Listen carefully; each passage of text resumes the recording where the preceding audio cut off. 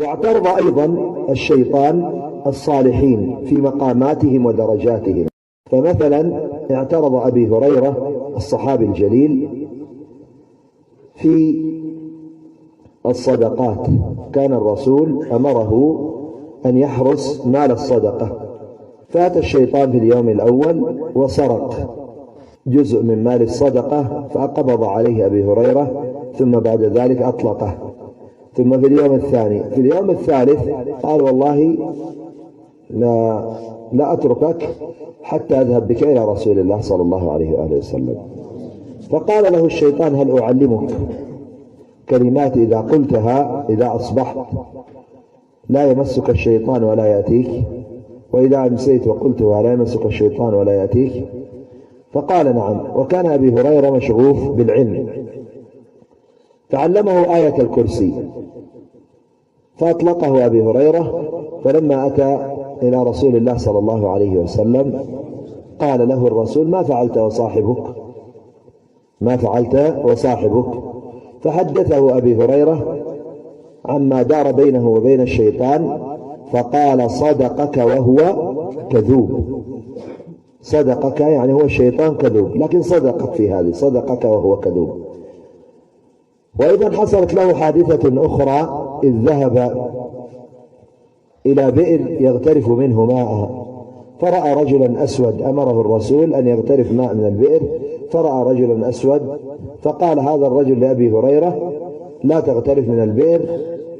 فقال أبي هريرة سأغترف، تلاحى في الكلام، فقال له نصطرع، إن صرعتني غرفت وإن لم تصرعني سأمنعك من الغرف. فتصارع، فصرعه أبي هريرة، ثم صرعه في المرة الثانية، ثم صرعه في المرة الثالثة وقضم أنفه، يعني بمعنى قحص أنفه. قال فما وجدت أنتن منه رائحة، ثم تركه ففر هاربا ذلك الرجل الأسود. فاغترف أبي هريرة ماء ثم أتى إلى رسول الله فسأله الرسول ما فعلت أنت وصاحبك؟ فقال له كذا وكذا. قال ذاك الشيطان ولو ضعفت لاستضعفك، ولو ضعفت لاستضعفك، يعني لو سلمت له لكان منعك من غرف الماء ودائما يستضعفك.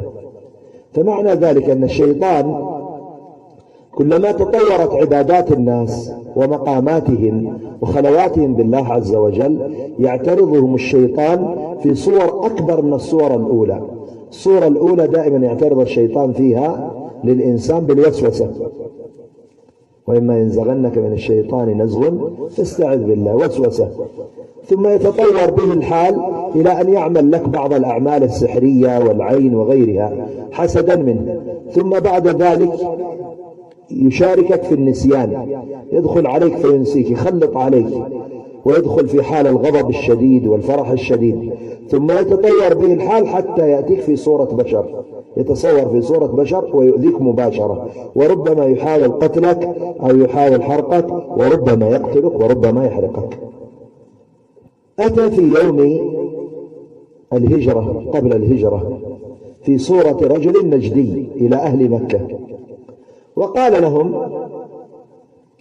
يعني دعوني أشارككم الرأي في قضية محمد.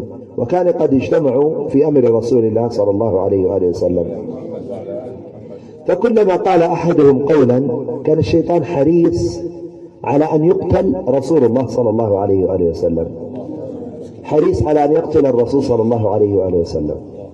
فكلما قال أحدهم قولا قالوا نوثقه، نحبسه، نجليه، نطرده. كلما قال قولا إلا وهذا الرجل النجدي يدخل عليه. قال لا لا لا، تطردون سيذهب إلى قبائل غيركم ويتقوى بهم ويرجع فوقكم.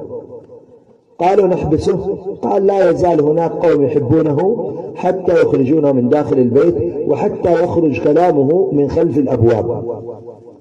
المهم كلما قال قول أفسده عليهم، إلى أن قال أبي جهل أنا أرى على أننا نجمع من كل قبيلة شاب ثم يضربونه ضربة رجل واحد فيقتلونه، فيتوزع دمه في القبائل، ويكون الدية على كل القبائل متوزعة. قالوا نعم الرأي رأيك. قل لهم من الشيخ النجدي قال نعم الرأي رأي هذا الفتى. فأخذوا برأي من؟ أبي جهل على قتل رسول الله صلى الله عليه وآله وسلم. فالشيطان حريص على أن يوصلك إلى القتل، خاصة إذا كنت داعية إلى الله أو نبي مرسل أو غير ذلك. أتى أيضا في عهد بني إسرائيل عندما فر زكريا، فانفلقت شجرة فدخل زكريا في داخل الشجرة ثم انطبقت عليه الشجرة، وأتوا يبحثون عنه فما وجدوه، فأتاهم الشيطان في صورة رجل قال: عما تبحثون؟ قالوا: نبحث عن زكريا، دخل في خلال هذه الغابة ولم نجده. قال: هو في داخل هذه الشجرة. قالوا: أنت غبي ولا براسك؟ كيف يدخل في داخل الشجرة؟ نقول لك الرجل هارب. قال: إلا في داخل الشجرة، انظروا أثر ثوبه، فكان ثوبه خارج، يعني انطبقت عليه الشجرة إلا قطعة من ثوبه أصبحت ظاهرة، فاستدل لهم بثوبه. قالوا: انظروا. قالوا: طيب كيف نفعل له؟ قد انطبقت عليه الشجرة، هذا ساحر، سوى سحر كبير. قال: لا، خذوا منشار وانشروا جذع الشجرة من نصفها فسينتشر هو أيضا من الداخل. فنشر الشجرة من نصفها، فنشر زكريا عليه السلام وقتل بتلك الطريقة. إذن كان القاتل الأول له من؟ الشيطان. فالشيطان حاسد لابن آدم في كل الأحوال، وحريص عليه على أن يغويه على كل الأحوال، حتى عند الممات يأتيه الشيطان يحاول على أن لا يموت على كلمة التوحيد. ولذلك قال الله في القرآن: يثبت الله الذين آمنوا بالقول الثابت في الحياة الدنيا وفي الآخرة ويضل الله الظالمين ويفعل الله ما يشاء.